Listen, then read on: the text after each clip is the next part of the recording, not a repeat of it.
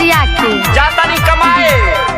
कहाँ ना बताई तो चल बुका बता दे हम के हाथ जाके सुनी लिया तो सूर्या से पूछ ले। कहा ना बताइब हम तो ना बताई पीछा कर भी का। हाँ तब अकेले खुश रहो।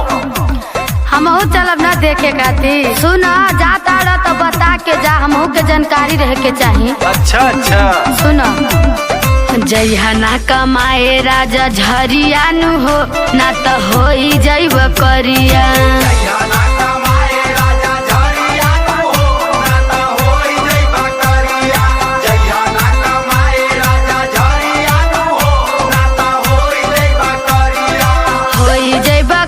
बात मान ये सवरिया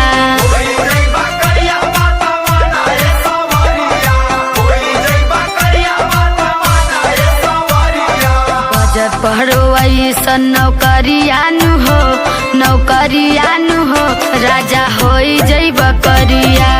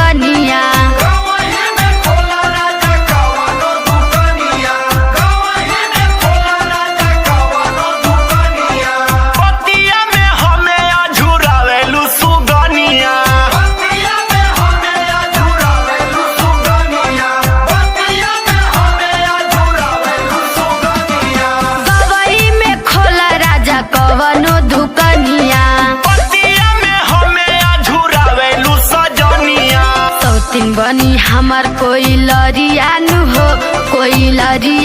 हो पिया हो जइब करिया।